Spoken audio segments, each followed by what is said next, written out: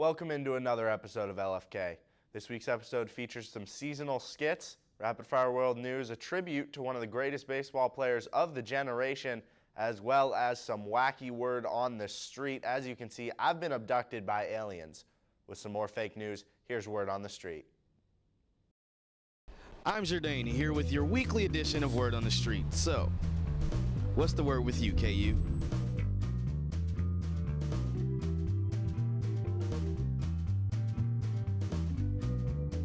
How outraged were you when you discovered that Andrew Wiggins had leaked nude pics? How upset were you? I was outraged because it doesn't really show a good light on the school, but at the end of the day, what he chooses to do with his pictures is his business. Leaked nude pics of Andrew Wiggins. How did you feel about that? I was devastated, honestly, because KU basketball is something that I hold dear to my heart. I'm not really enraged at it happening. It's more just upsetting that someone of that stature needs to have, that composure and that, mentality just to not have those. How happy are you that our football team is number 2 in the nation? It's pretty good. It's nice change for one. How hard did you go when you found out that KU had the number 2 football team in the nation? Crazy. You were crazy? You went nuts? Yeah, I was nuts. You did backflips like jumping off the wall? Hell yeah, dude. How hyped were you when you found out that KU had the number 2 football team in the nation? Is that true? It's very true. That's awesome. I'm ecstatic, jumping for joy. How did you guys feel when you heard that KU would not be allowing leggings on campus anymore? They won't?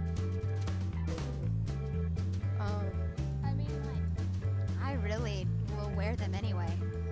Yeah, You don't care. Are they going to tell us to change? No, what are they like? Oh, what? No. Drake, there's been a lot of buzz, and I'm pretty sure you've heard. How did you feel when you heard that Kansas is going to legalize marijuana here in 2016? How did you feel about that? I feel pretty good about that, actually. That sounds like a great plan. It's going to boost the economy, I feel like, so hell yeah.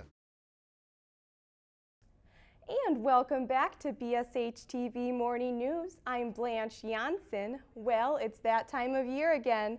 The leaves are changing, the air is crisp, must be fall.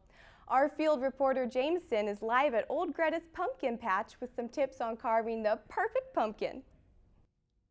Now that's right, Mr. Blanche. I'm here with Polly, and he represents the third generation of, family members to own this pumpkin patch, starting all the way back by Old Greta herself. How are you doing today, Polly? Well, I'm doing very well, Mr. Jamie-san. Oh, that's excellent. Good to hear. Okay, so I'm just wondering, what is your secret? Like, what do people look for in a pumpkin? How do they go about picking pumpkins? Well, some have their kids pick them, some want the biggest, some want the roundest, and heck, last week we had a woman who just put them in her bra and measured them that way.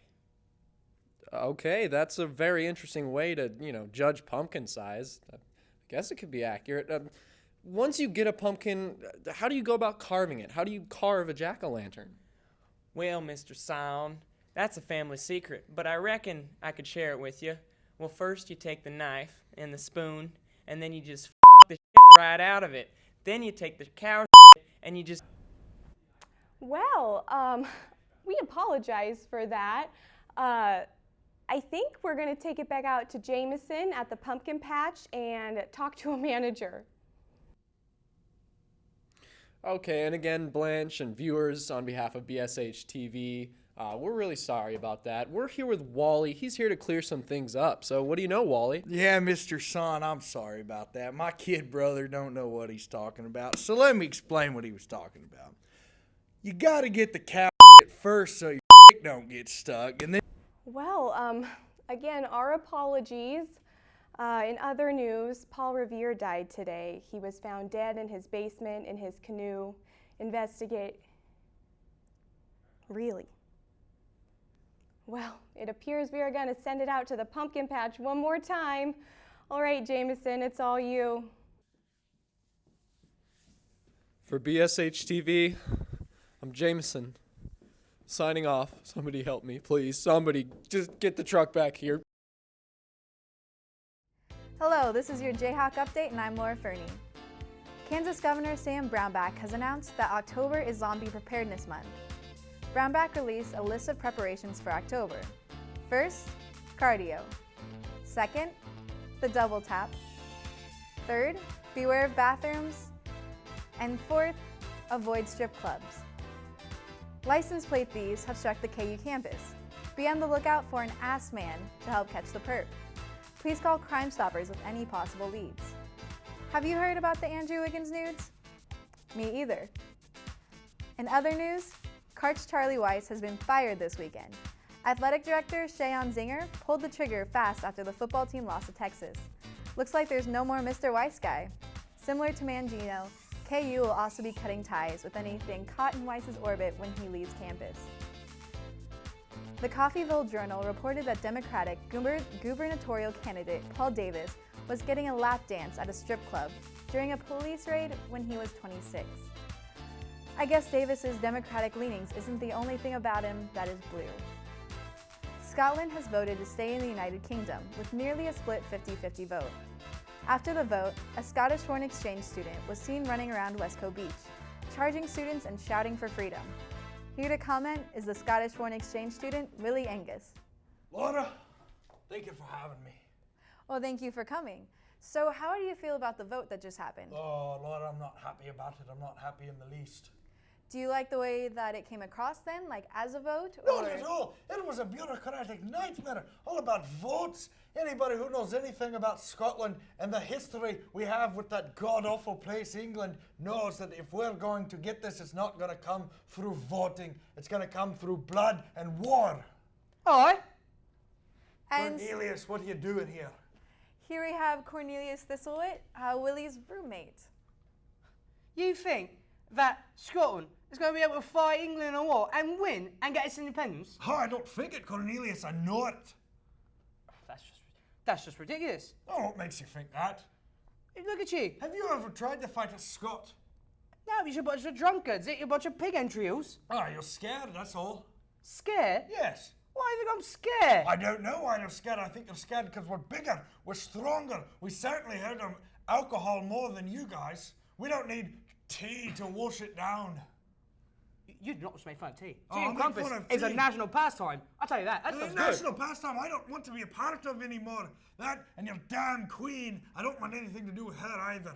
Oh, but Scotland's so pretty, right? With all its landscapes and Have you everything. ever It's been- so. have you Why don't you been go to home to Scotland? Nessie, Do right? Do you guys think that fighting will be the best answer for what's going on since you decided to stay together after this vote? Not only is it the best answer, Laura, it's the only answer. We can't give up this chase for our freedom. So you're going to fight for freedom again, you're saying? Hopefully another vote? All my life I'll fight and die for it. And it won't be another vote. Listen, don't listen to the angry Scotsman, all right? He's just over there, thinking he's on his high horse. He's got himself a Loch Ness monster. That's the imaginary I character. want my high The horse. people of Scotland, That's all they the believe place you that English unicorns, live is on a high unicorns horse. are their national animal. Unicorns. Have you ever? You've never even been there. You're ignorant. You don't know what you're talking about. Not only are you weak, you're ignorant. There's not even a thing. I don't even need to I go know there. exactly It's what another you're one. Talk about it. talking You about. got yourself You're a That station. never was it in your J-Hawk update. You don't know anything about Scotland. What a beautiful land it is. LFK would like to take this time to pay tribute to number 2.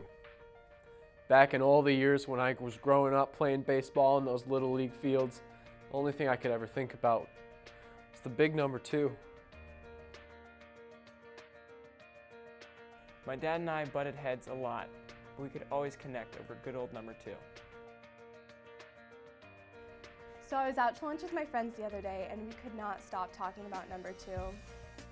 Number 2.